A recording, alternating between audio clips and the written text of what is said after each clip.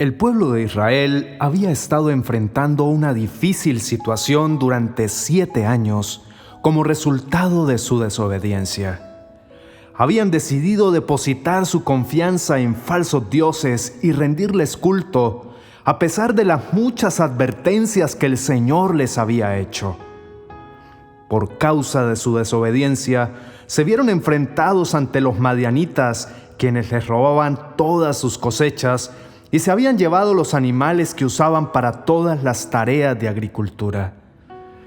Ante la escasez de alimentos que los tenía al borde de la desesperación, Gedeón, uno de los hijos de Joás, se había ingeniado una solución que les permitiera conservar, aunque fuera una mínima parte de la cosecha. El libro de Jueces, capítulo 6, a partir del verso 11, nos relata su historia. El ángel del Señor fue a donde estaba un hombre llamado Gedeón.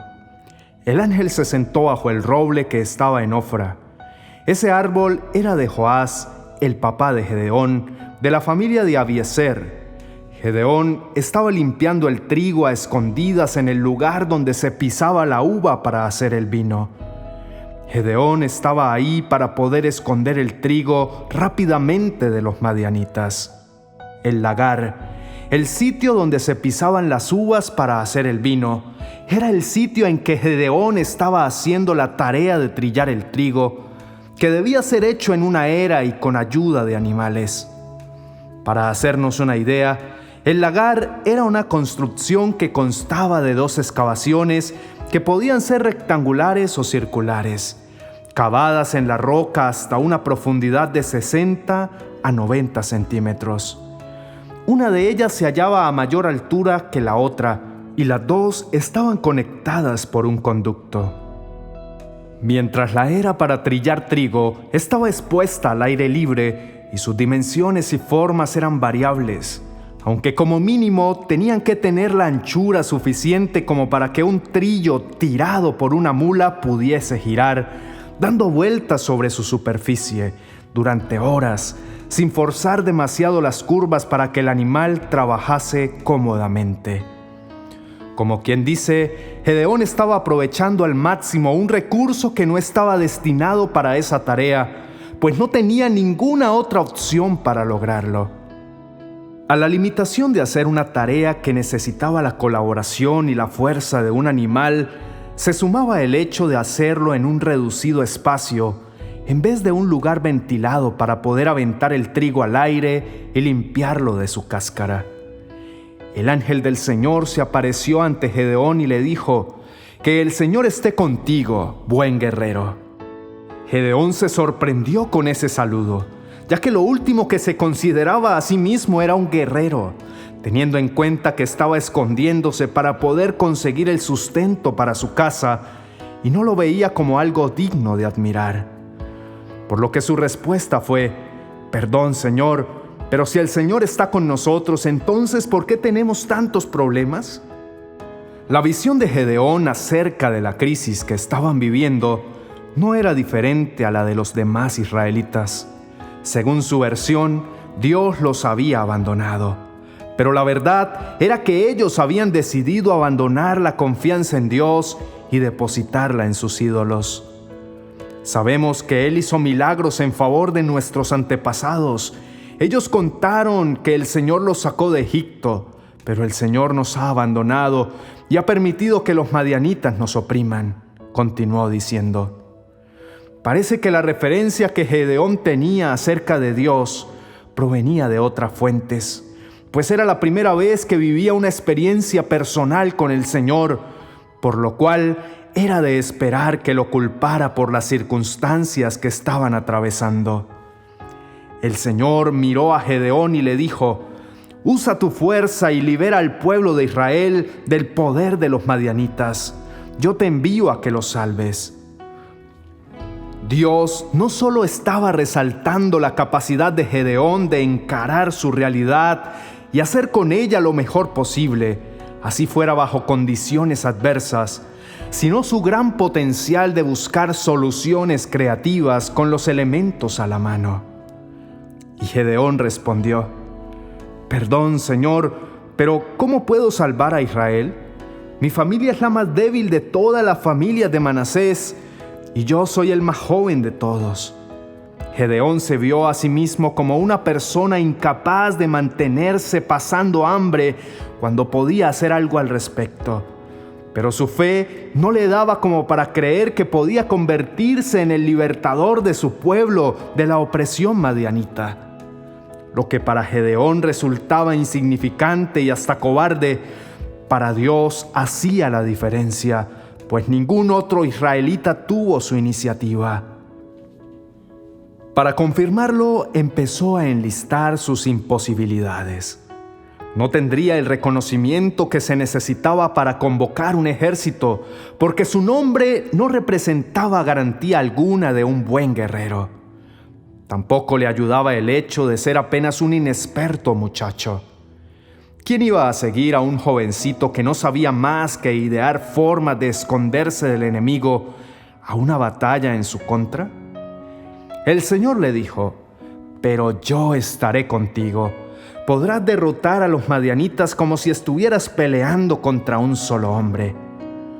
Si Dios estaba enviándolo, era porque estaba dispuesto a dar toda la garantía de que sería un éxito. Dios nunca ordena a ninguna persona a cumplir una misión sin estar dispuesto a intervenir para que se convierta en un suceso exitoso. Probablemente nosotros vivamos situaciones similares a las que enfrentó Gedeón.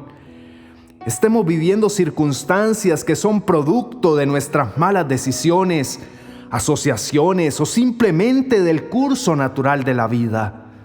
Pero podemos tomar la iniciativa, como lo hizo él, de hacer lo máximo posible con los elementos disponibles. En tanto no tengamos lo ideal, debemos aprender a trabajar sobre nuestra realidad para transformarla en nuestro ideal. Encarar nuestras realidades nos ayudará a no generar falsas expectativas, sino a trabajar en lo que está a nuestro alcance y permitir que Dios intervenga, haciendo lo que para nosotros resulta imposible. Ese hijo es difícil, pero es nuestro hijo y tenemos deberes de padres que cumplir. Esa deuda es alta, pero somos los responsables de tenerla y debemos afrontarla. Esa ruptura es evidente, pero podemos trabajar en convertirnos en las personas que quisiéramos hallar. Sin duda alguna, Dios verá nuestra disposición y vendrá para darnos la salida definitiva, sin importar lo complicado que parezca.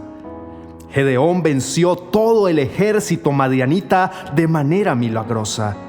Al mando de tan solo 300 hombres armados con cántaros, antorchas y trompetas, que no son propiamente las armas más efectivas o el método más recomendado, los derrotaron. El hecho de que fuera la estrategia trazada por Dios le daba la victoria garantizada. Pidamos al Señor que también seamos capaces de encarar nuestra realidad para transformarla en nuestro ideal. Gracias, Señor. Has sido bueno, paciente, misericordioso, perdonador y amoroso con nosotros.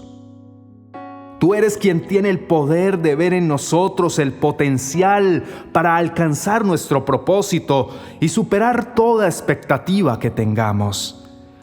Danos entendimiento para aprovechar lo que tenemos a nuestra mano, para cumplir con nuestras responsabilidades. Nos hemos equivocado. Hemos tomado decisiones a la ligera sin sopesar las consecuencias. Probablemente te hemos culpado de cierta manera, pero queremos solucionar todo ello. Deseamos tomar los correctivos necesarios para que nuestra vida sea exitosa. Con temor o con duda, como inicialmente lo hizo Gedeón, queremos ser obedientes porque sabemos que es la única garantía de que nuestra vida sea diferente. Poco a poco nuestra vida irá creciendo en fe y en experiencias contigo, de manera que cada vez podremos superar mayores retos y emprender más grandes proyectos, pero siempre de tu mano. Necesitamos vivir experiencias personales que nos permitan conocerte de cerca, Señor. Necesitamos descubrir que somos útiles e importantes en el reino de los cielos. Aunque ante nuestros ojos las tareas que realizamos parezcan pequeñas, tú les das el correcto valor. Danos de tu paz. Sumérgenos, Señor, en el río de tu Espíritu, de modo que seamos lavados de todo aquello que nos hace indignos y nos separa de ti. Estamos aquí, Señor, para ser instrumentos efectivos en tu mano. Úsanos, Señor. Te adoramos y te bendecimos, Rey de Gloria, en Cristo Jesús. Amén y amén.